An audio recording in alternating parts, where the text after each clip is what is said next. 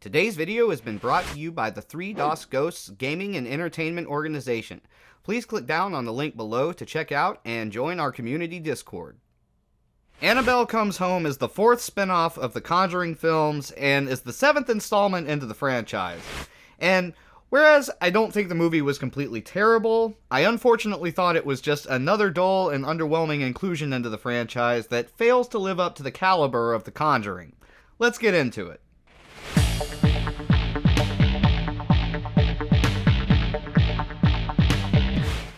What's up everyone, Jonathan Thames here and welcome to the Multimedia Mega Fan channel. Real quick before I dive in, be sure to check out the links in the description if you're looking for any gear recommendations. I've listed all of the gear that I use to help produce these videos, from the camera, the lenses, the audio gear, the lighting gear, down to the computer I use to edit with, so be sure to check those links out below if you're interested in adding any of this gear to your own personal collection and setup. Now on to today's review.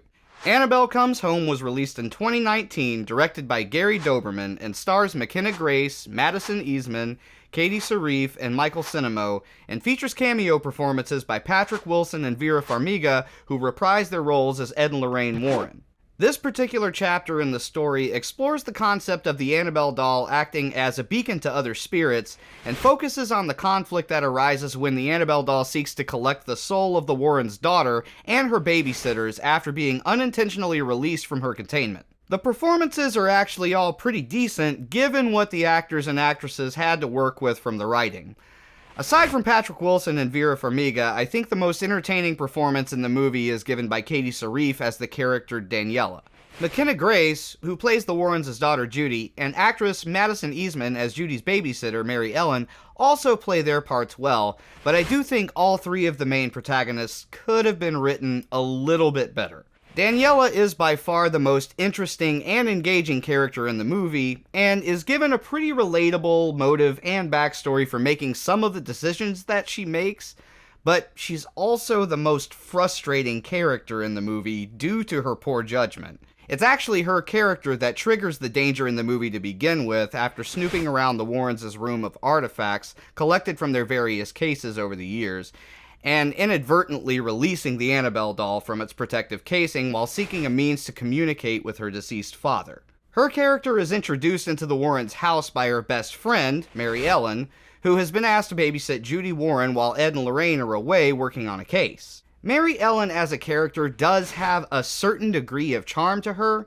She does have a crush on a kid named Bob throughout the movie, and the writers did make kind of an interesting choice to make her somewhat of an awkward and shy character with asthma, despite her looking more like a character that traditionally carries a much more confident and almost intimidating demeanor.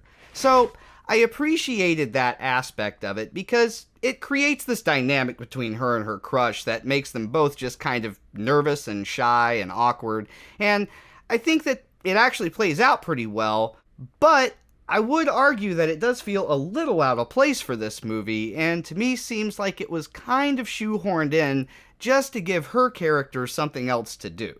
Because, unfortunately, aside from that aspect of her character, her contribution to this movie is extremely minimal and doesn't really seem to serve much of a purpose outside of just connecting the other two protagonists together in the story.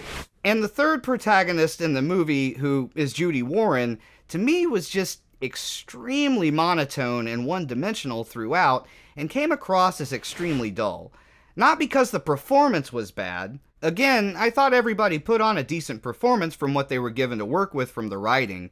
And I'm also a bit familiar with McKenna Grace from Young Sheldon, where she plays Sheldon's little nemesis, Paige, and she's great in that show and as that character, so it's very clear to me from her work on that show that she's a very talented young actress. But to me, it seemed like the writers basically carbon-copied characteristics directly from Haley Joel Osment's character from The Sixth Sense, in terms of the facial expressions and how the character carried herself while delivering her dialogue.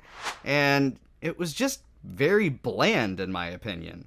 And bland is basically how I would describe the overall tone and feel of this movie altogether in terms of how it unfolds as a story. The biggest issue, I think, is the pacing, particularly in regards to how much time they spend trying to set everything up. They literally spend nearly the first entire hour of this movie setting everything up before it even attempts to deliver its first scare. And the entire setup is filled with so many scenes that just drag out needlessly and deliver absolutely no satisfaction as to why someone chooses to watch a movie like this. Literally, every scene during the setup that feels like it could or should be a scene that delivers a scare pulls a bait and switch and leaves you hanging on for the next potential moment of excitement.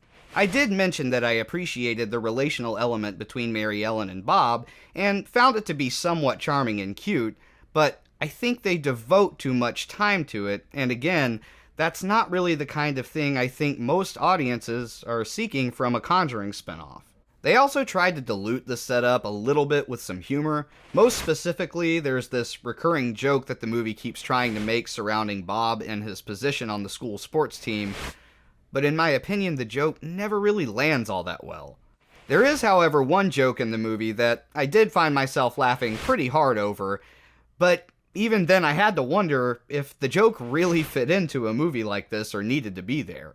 But I guess when I stop and think about it, even if it doesn't fit or need to be there, I'm kinda glad it was, because otherwise the movie is overall extremely uneventful all the way up until the first scare, which is also incredibly underwhelming due to some pretty bad CGI. Additionally, the scene is over way too quickly, as opposed to all of the other scenes during the setup that drag out way too long. And immediately after that very fleeting scene, we're thrust back into another series of scenes that drag out at an unnecessarily slow pace until we get to the action near the end of the movie, which is also, unfortunately, pretty underwhelming. Now, I may be wrong, but I think I understand the mentality behind the slower pacing being intended to help create a steady build of tension and suspense, but here's what I think the problem is.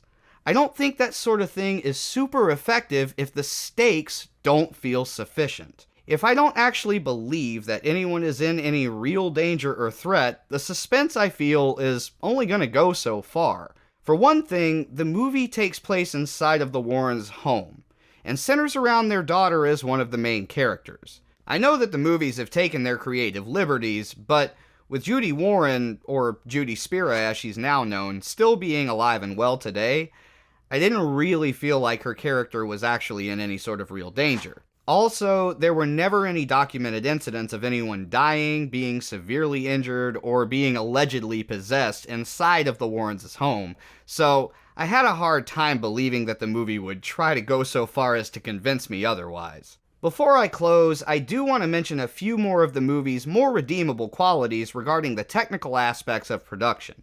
The movie does have some really good shot composition, and like the majority of the movies attached to the franchise, it features some really nice motion-based cinematography. It's also colored and edited together pretty well, and features a few moments of some pretty decent practical makeup. There's one entity in particular that's featured in the movie that I really liked the design of, and how they applied practical makeup to achieve his look. Sadly, however, most of these well-executed technical aspects were really overshadowed by the movie's writing and pacing issues, and weren't enough to help the movie feel entertaining, engaging, or exciting. Overall, I give the movie a rating of 5 out of 10, and just like with its predecessor, The Curse of La Llorona, I lightly recommend that even fans of the Conjuring universe can comfortably skip it without missing anything that adds any real value to the franchise. I wouldn't call it a terrible movie, and I'll definitely give it credit to the technical things that it achieves well. However, I do find it to be overall pretty boring, and I feel like I didn't really gain anything of value in regards to my understanding of the lore surrounding Annabelle. But that's just my opinion. If you'd like to go and check out the movie after watching this review, I'll leave a link in the description below so you can give it a watch, and come back and let me know in the comments what you thought about it. I'd like to thank everybody for watching today's review. I hope that everybody out there is doing well.